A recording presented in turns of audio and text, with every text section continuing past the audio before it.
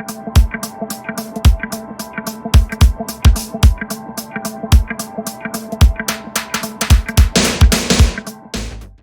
I'm David Cole, founding advisory board member of BluChip, and I'm here with Dave Porter, the managing director of Bay State Financial.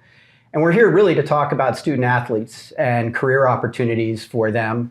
And BluChip is really all about helping student athletes get jobs and be prepared for that job and be successful in their careers ahead. Can you tell us a little bit about your career path? Sure. Becoming the managing partner at Bay State Financial, and really would just like to hear about your journey today. Right. Good. Thank you. I'm excited to be here. I started in the financial services business almost 42 years ago in Westchester, Pennsylvania. And what appealed to me the most about the business was that there was no glass ceiling. You're paid one of two ways in life. You're either paid the worth of the job or the worth of the person. And I wanted to be in an industry that provided a worth of the person. So it was really up to me. And the attractive thing, I think, for college athletes coming out of school today is that they truly are worth of the person. They're used to a competitive environment. They're used to a skill set that is superior to others if they want playing time. And by being in the financial services business as long as I have, and the growth over the years to owning my own firm beginning in 1992, allowed me to really be paid the worth of the person and bet on myself and be in a team environment where I was able to lead an outstanding group of individuals. Your career, Dave, has allowed you to have experiences with a number of different companies and different opportunities. And I understand that you are also involved in the collegiate world and are part of the Elon University. Can you tell us about your role as a board of trustee with Elon University and conversations you've had within the university system, specifically around student athletes? Sure. The opportunity to learn more about college athletics came about by my appointment to the Elon University Board of Trustees back in 2011. Currently, I serve as the chairman of the Board of Trustees and have for the previous 2 years and have another year left of my term. I'm very involved with the athletic director and what's going on in the world of college athletics today, which is a challenging environment for all with NIL and transfer portal and all that. But really what it's exposed me to is the individuals that play Division I sports and how they balance their time, how they manage their schedules, and how they really are exceptional individuals who are really could be geared for our business, because that's what our business is all about. There's a lot of balls in the air, you're spinning a lot of plates, and ultimately what you want to do is build a clientele. As a college athlete, you have those balls in the air, and you're really doing that kind of stuff as well. Student athletes really are at a point in their college experience where they're not sure what they want to go into for their first job or for a career ahead. And part of what we're really looking to do at BluChip is educate them on different careers, hence us being here today. So could you talk more about the process and maybe some of the soft skills that are required to get into becoming a financial advisor, and how you see student athletes as a great talent pool for that career? Sure. Being a financial advisor when you come out of college is definitely one of the more challenging careers I think that you can pick. You have to look within yourself and decide that if you walk into a room, are you the type of person who's going to reach out and shake hands and meet a lot of people? Or are you the type of person who's going to sit back and watch? Not that you have to take over the room, but I would say the personalities that want to meet people and walk out of there with some new friendships and acquaintances are better suited for our business. When I think of the opportunity to have a conversation with somebody, you need two things. You need a love of learning and you need a love of friendships. And in this business, your clients become your friends and your friends become your clients. And if that's what you enjoy more than sitting behind a computer or working the phones or doing something or selling tangible products like medical devices or something like that, then maybe it isn't the best career. But if you want to bet on yourself, have your mind always working because you're meeting people. There's a lot of financial planning ideas which go into stocks and bonds, insurance, retirement, etc., then this is a great career for you. All right, so one of the important roles we feel for the BluChip platform to provide is for student athletes to really understand more about different career opportunities. Right. And so the reason we're here today is really to learn and showcase, what is a job as a financial advisor. So if you could speak to that, through the lens of a student athlete, that would be great. Sure.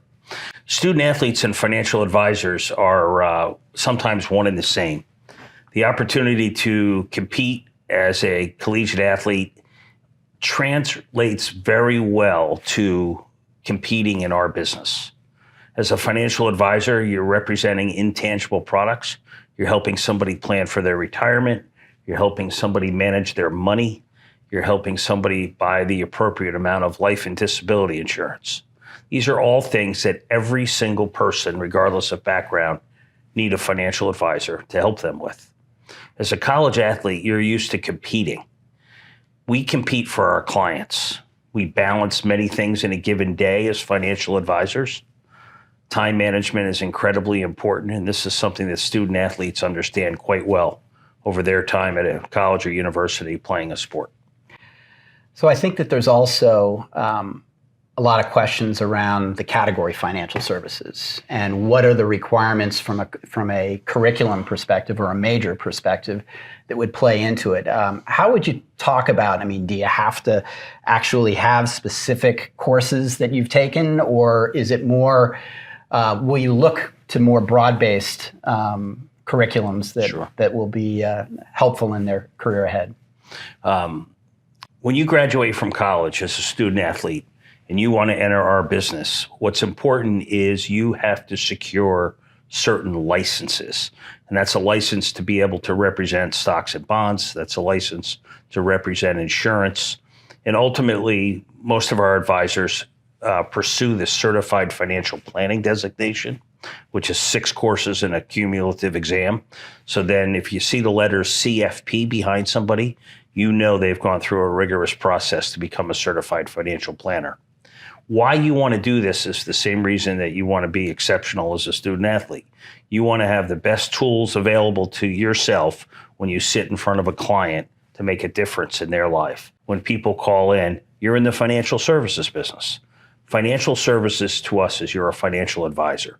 You're building a book of business, you're establishing your clientele, and you're positively changing their lives. So what I'm hearing is that a potential candidate for getting a job as a financial advisor, and specifically with Bay State Financial, is you have to be successful in learning again and learning what is required to pass these different certifications and become an expert worthy of guiding individuals' financial future is something that doesn't necessarily have to have any degree associated with college. It's more you're interested in the overall opportunity to be this financial advisor, and you know that you're going to have to study hard to get to the point of that certification. But talk about some of the soft skills, and I think you've discussed on, you obviously have to really want to work with people. You want to have to be very passionate about what your mission is. Could you talk a little bit more about the soft skills? Because what we're hearing when we're doing these type of interviews is, the college or university isn't always preparing a student athlete or a student at large with some of the soft skills that would be particularly important to being a financial advisor. Sure. Soft skills are important because there's ultimately people want to like you and trust you if they're going to hire you as a financial advisor. When the pandemic hit in March of 2020, I was so concerned about we would lose the ability to build relationships with people. What Zoom has taught me is that you can still build that relationship, surprisingly, which is a good thing. But ultimately, those soft skills are you have to be friendly. The people have to see you as a resource. They have to trust you and they have to like you. And if you're on the more analytical side, or you feel that you don't really want to be talking to people all day or be in a sales environment, then this can be a very difficult business. And there are many businesses that would love to have you with your background. If you want to excel at the ability to control your own schedule and ultimately choose who your clients are, being a financial advisor is a fabulous career. So thanks for the overview on the category, financial advisor. I think we also want to provide you an opportunity to talk about what's different about being a financial advisor at Bay State Financial versus another firm. Bay State Financial is a planning organization that uses a 4-step process. Number 1, we listen to your financial objectives. Number 2, we design a plan based on those objectives. Number 3, we implement the plan with the appropriate financial products.